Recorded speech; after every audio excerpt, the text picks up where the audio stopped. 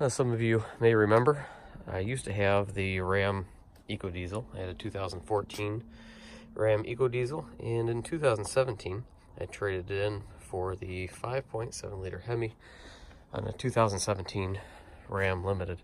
Now the latest news to come out is that the settlement is moving forward for FCA and Ram and Jeep, and the emissions issue is going to be settled here shortly, and there's going to be a website to sign up on to actually be compensated.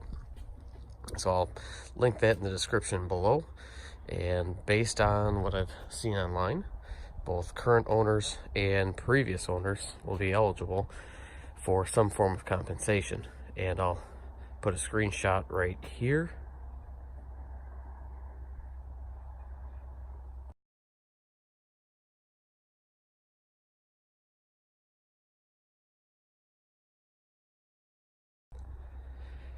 So as you saw in the screenshot there, that is the proposed amounts for the settlement.